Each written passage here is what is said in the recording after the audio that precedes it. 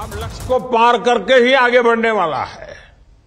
भारत न अब रुकने वाला है और न ही भारत कभी थकने वाला है।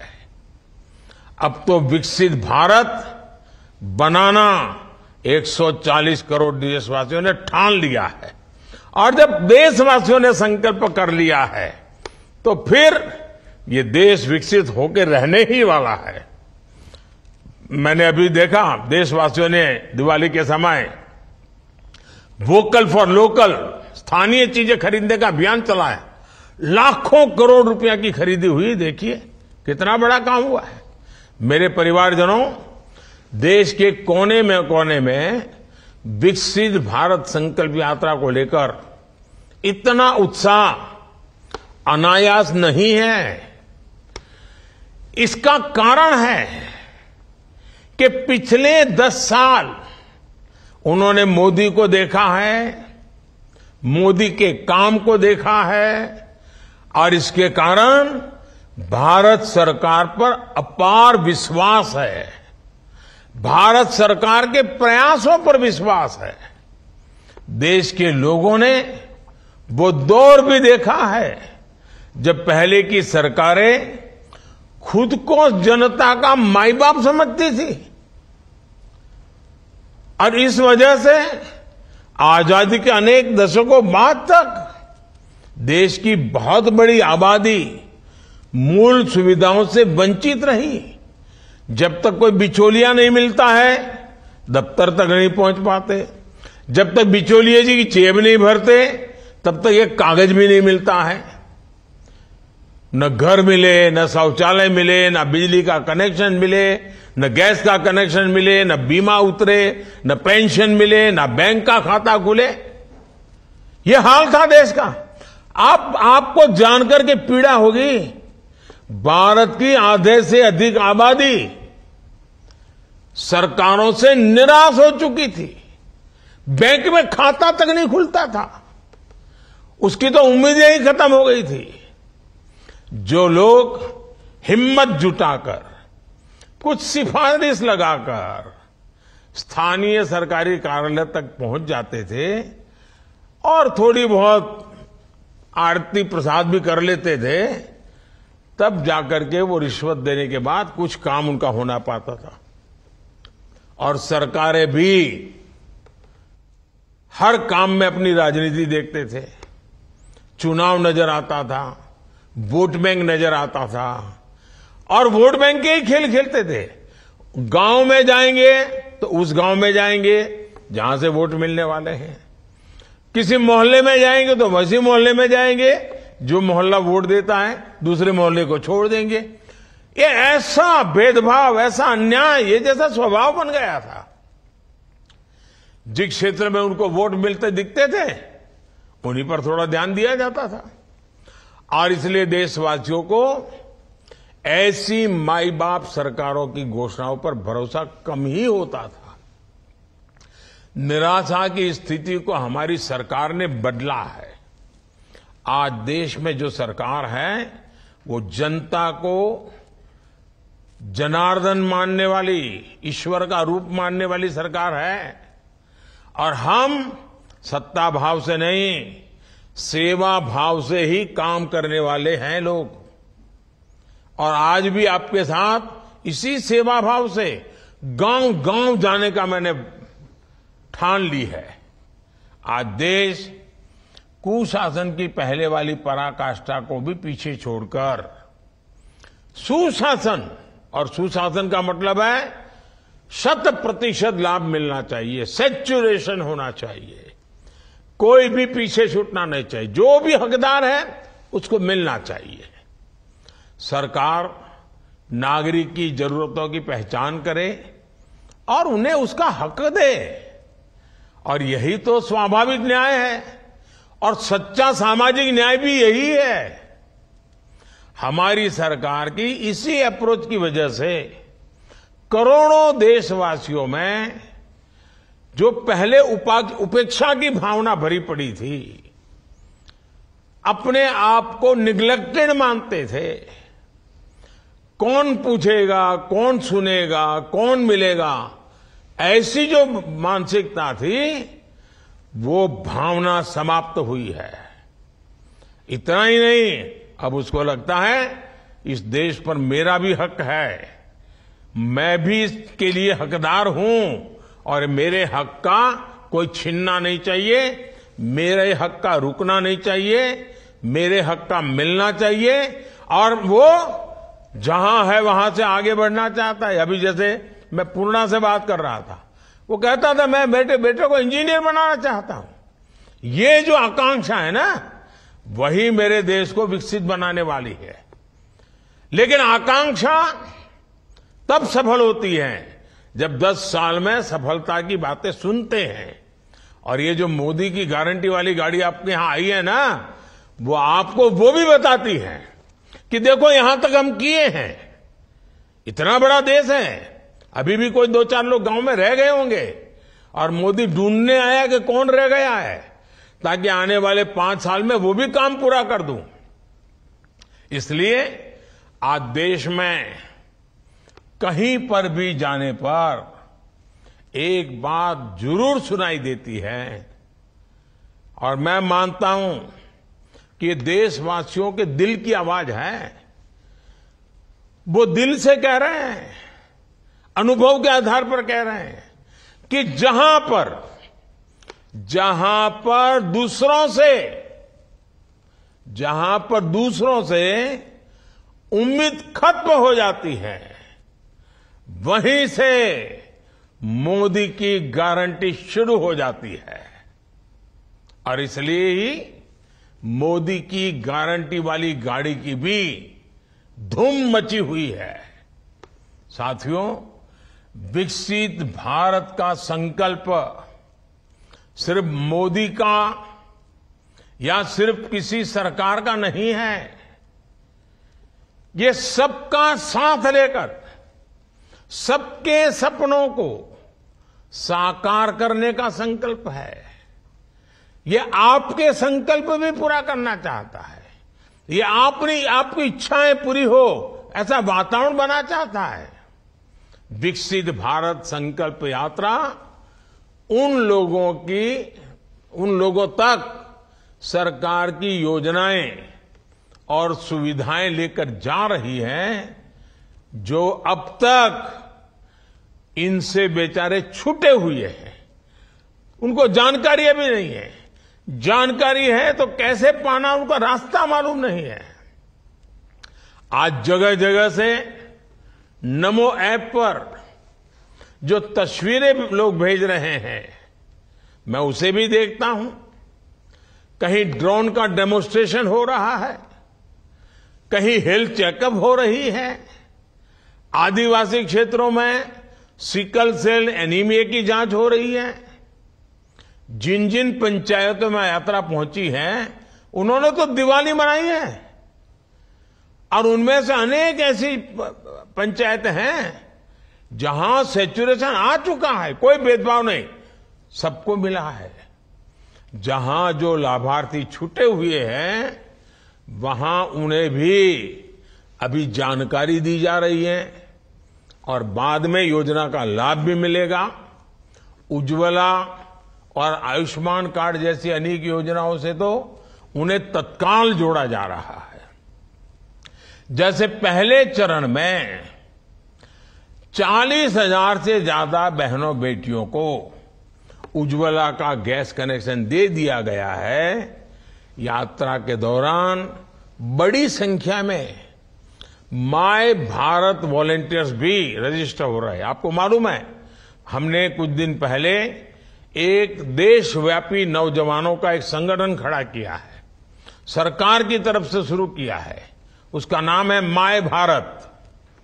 मेरा आग्रह है कि हर पंचायत में ज्यादा से ज्यादा नौजवान ये माय भारत अभियान से जरूर जुड़े, उस पर अपनी जानकारियां दें।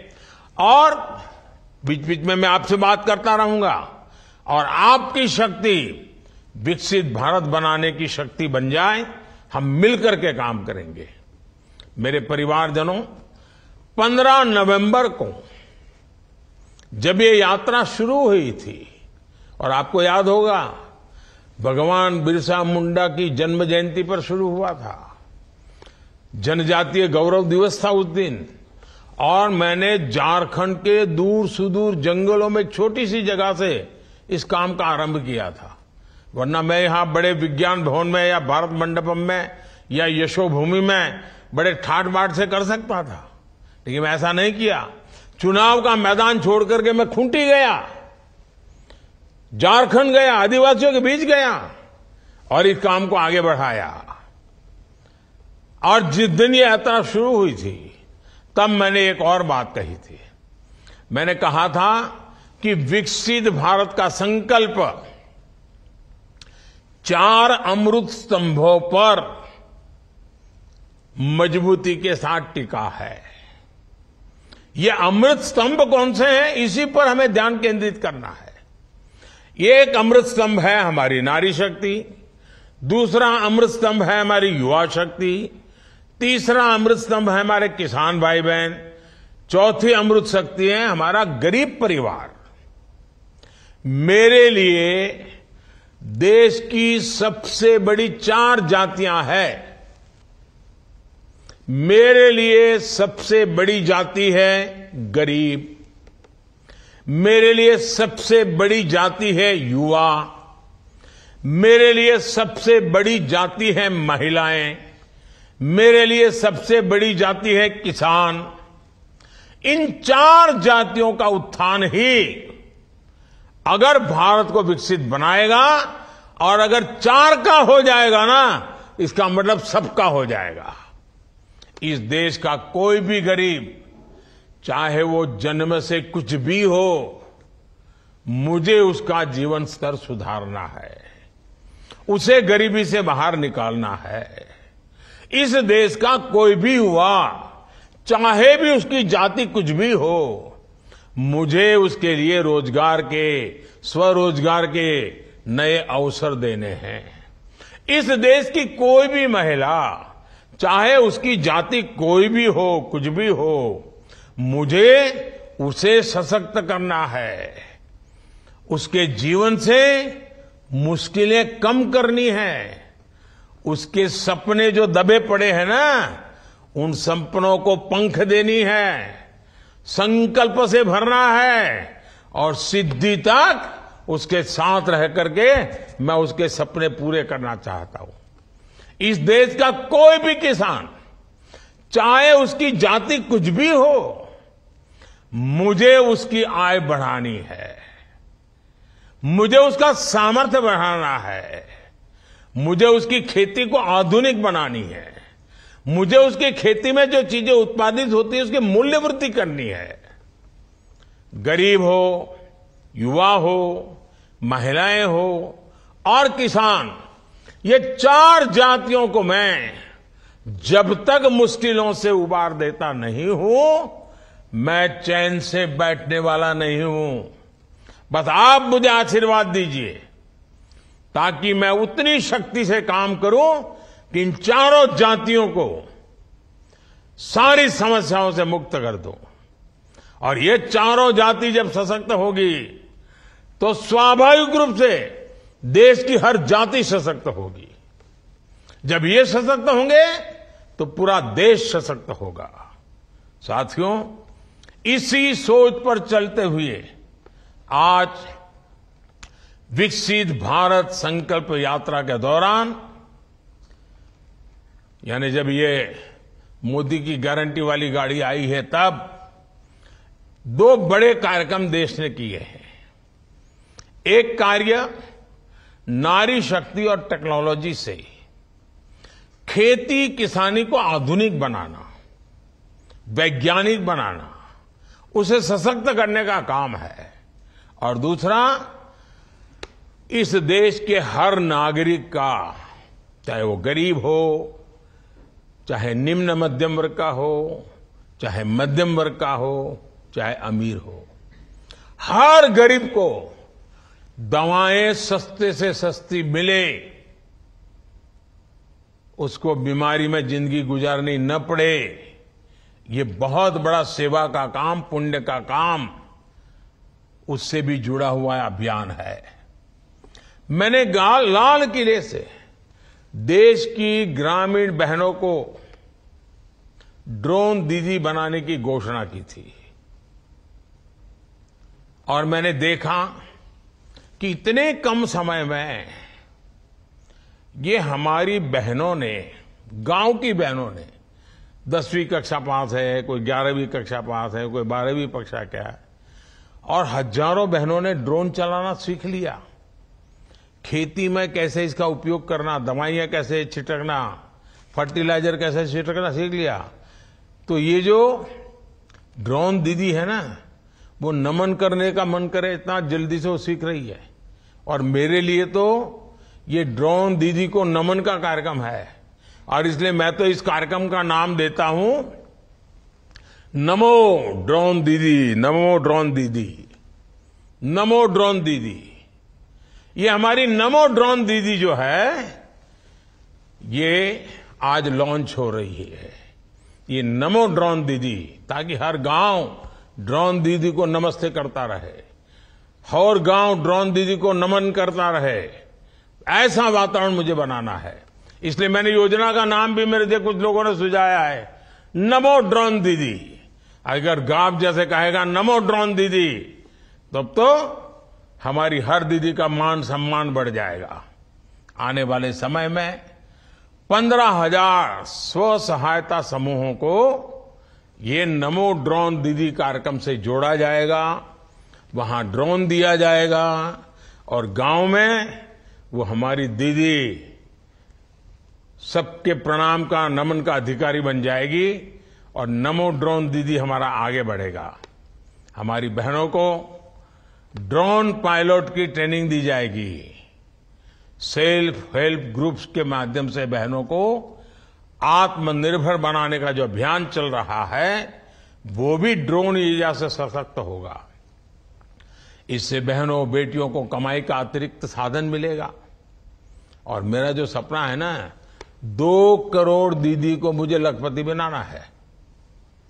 गांव में रहने वाली विमेन सेल्फ ग्रुप में काम करने वाली 2 करोड़ दीदी को लखपति बनाना है।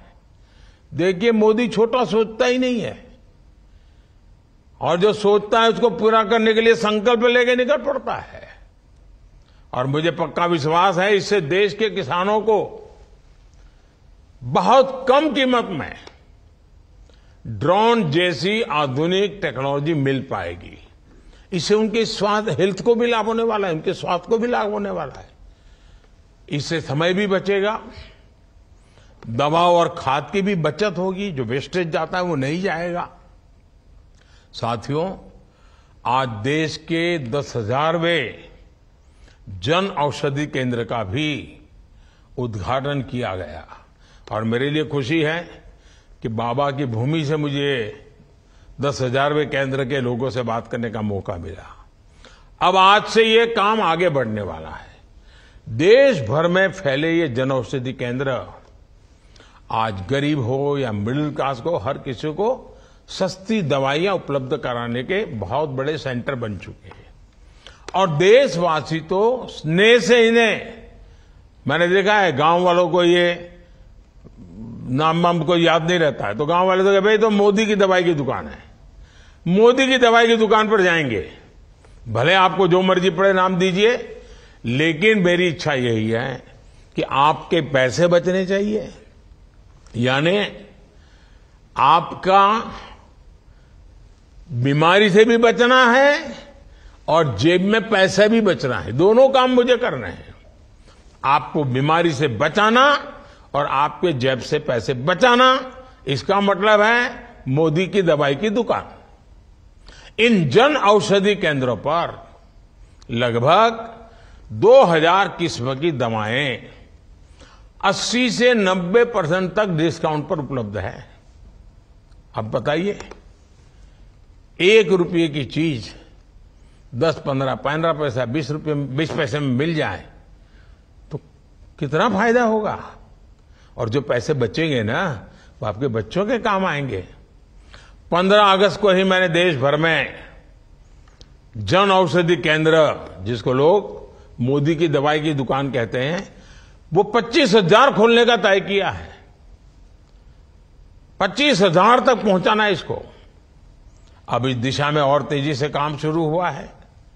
इन दोनों योजनाओं के लिए मैं पूरे देश को, विशेष रूप से मेरी माताओं बहनों को, किसानों को, परिवारों को, सबको बहुत बहुत बधाई देता हूं। मुझे आपको ये जानकारी देते हुए भी खुशी है कि गरीब कल्याण अन्न योजना, आप जानते हैं, कोविड में शुरू की थी और गरीबों को उनकी थाली, उनका चूल्हा, उसकी चिंता। गरीब के घर का चूल्हा बुझना नहीं चाहिए, गरीब का बच्चा भूखा सोना नहीं चाहिए। इतनी बड़ी कोविड की महामारी आई थी, हमने एक सेवा का काम शुरू किया और उसके कारण मैंने देखा है परिवारों के काफी पैसे बच रहे हैं, अच्छे काम में खर्च हो रहे हैं। ये देखते हुए कल ही हमारी कैबिनेट ने निर्णय कर लिया है कि अब ये जो मुफ्त राशन देने वाली योजना है उसको 5 साल के लिए आगे बढ़ाया जाएगा, ताकि आने वाले 5 सालों तक आपको भोजन की थाली के लिए खर्च न करना पड़े और आपका जो पैसा बचेगा ना, वो जनधन अकाउंट में जमा कीजिए और उससे फिर बच्चों के भविष्य के लिए उसका उपयोग कीजिए, प्लानिंग कीजिए। पैसे बर्बाद नहीं होने चाहिए। मोदी मुफ्त में भेजता है, लेकिन इसलिए भेजता है ताकि आपकी ताकत बढ़े। 80 करोड़ से ज्यादा देशवासियों को अब 5 साल तक मुफ्त राशन मिलता रहेगा।